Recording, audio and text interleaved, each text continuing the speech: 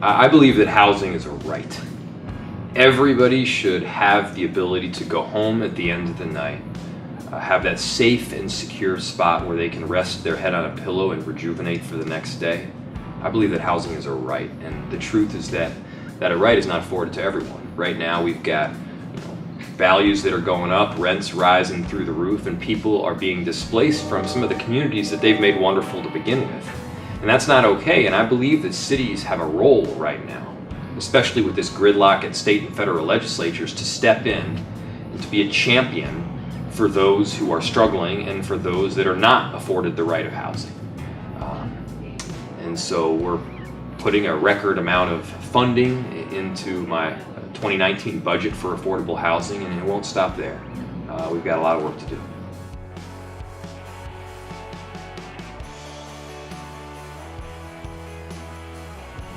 So we have about three times the previous record of funding for affordable housing in our city going into the 2019 budget, and that's about $40 million in city funding. Now there are additional funding sources from both state and federal, but the city's commitment is to that $40 million.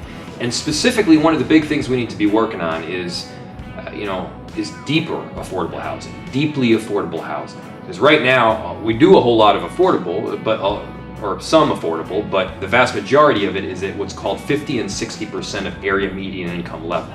What we need is that deeply affordable housing at the 30%, 20%, 40% of area median income level. We need housing so that people who are experiencing homelessness have that next rung on the ladder to pull themselves out.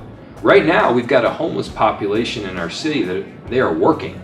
They are working, but they aren't making enough money to be able to bridge that gap between whatever constitutes the cost of a shelter and the cost of the deepest affordable housing we have in the city. It's just too big of a leap.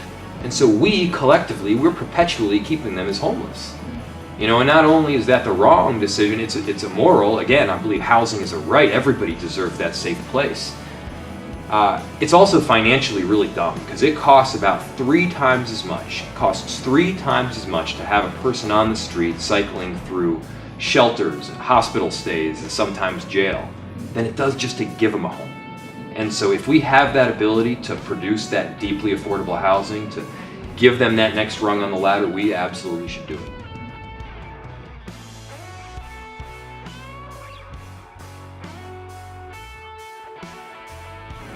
So my few takeaways are that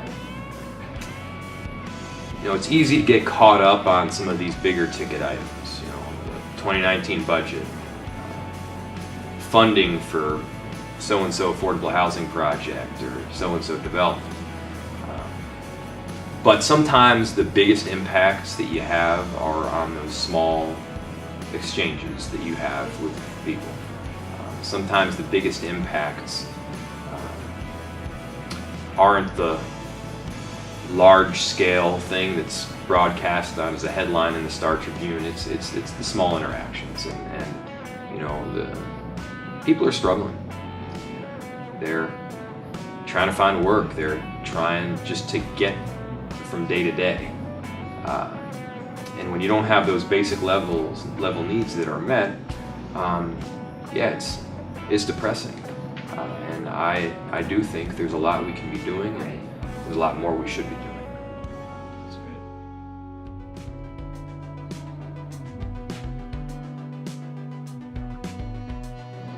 There is no bigger indicator of success in schools than housing. The number one correlation between success or failure in schools is whether or not you have a safe place to go home to at the end of the night.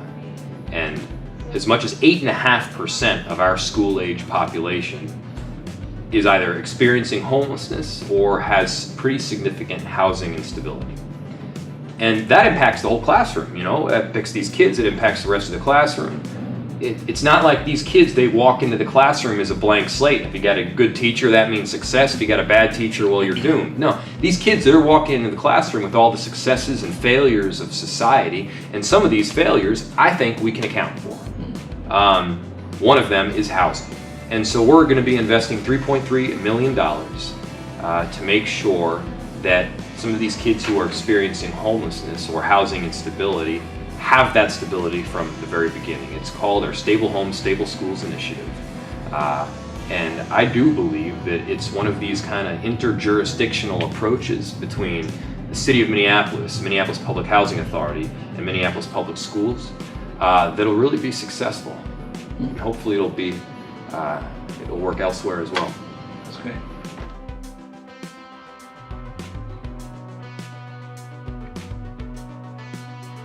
I mean, it's a lot of these kind of meat and potato issues that we all talk about and never do enough to fix. It's housing, it's healthcare. You know, what happens is, before I was on the city council, I was an employment/civil rights attorney. So I represented people who were fired from their jobs for various reasons. And what you saw time and time again, somebody would get sick. They'd be off for work for 2-3 days. Because they were off from work, they'd lose their job. Because they lose their job, they didn't have income. Because they didn't have income, they weren't able to pay their mortgage, they went homeless, and then it was this never-ending cycle. And it all started with somebody getting the flu. You know, and we all get sick every now and again, right? And so healthcare is a really critical need. Affordable housing, really critical need. Economic inclusion, making sure that everyone benefits from some of the growth that we're seeing in the city, and we're seeing a whole lot of growth. Making sure that it's extended to communities that have traditionally been not included and affirmatively excluded, communities of color, our indigenous population. We need to make sure that they have the reins of social, political, financial power to make some of their own decisions, and we're still getting there. But I do believe that if we can kind of take that step collectively together, the entire city benefits.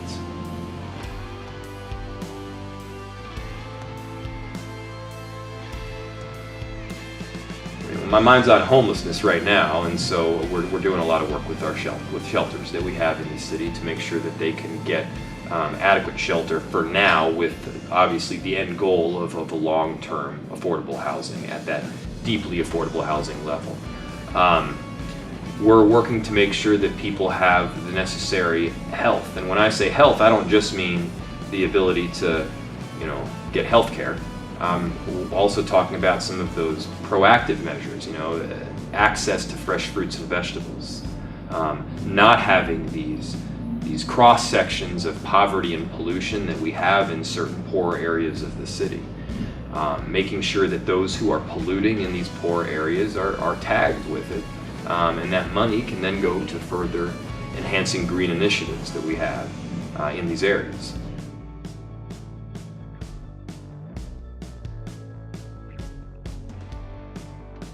Well, a lot of the mental health work is actually run through the county, through Hennepin County, and they do an excellent job. We additionally have, for instance, mental health co-responders in our police department to make sure that our officers have some form of mental health professional and expert along with them on rides that are designated as mental health calls. We have quite a bit of work that's happening through our health department to make sure that everyone who's dealing with trauma in some sort, whether that's gun violence or victim of past crimes or sexual assaults, has access to counseling service and mental health initiatives.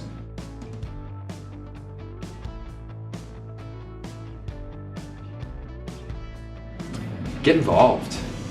We need to be welcoming people to the city of Minneapolis.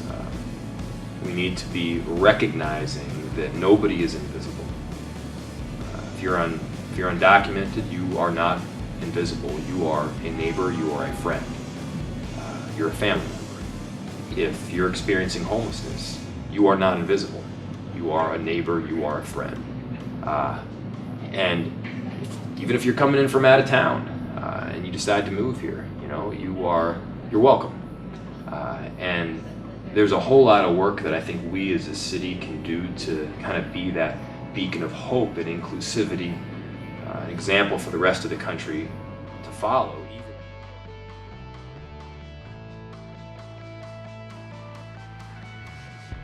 Well, a big one is recognizing the importance, for instance, of affordable housing in every neighborhood. It's funny, sometimes the only thing that people hate worse than the status quo is any change at all. But yeah, we do need change. We do need to allow for a diversity of people and socioeconomic backgrounds in every neighborhood. And it's funny how people are always for affordable housing conceptually up until you talk about putting them anywhere in the vicinity of where they live, and then suddenly there's pushback. And that's where I think that Hope Community Church and other groups of similar mindset should be pushing the hardest. That's where we need to push forward.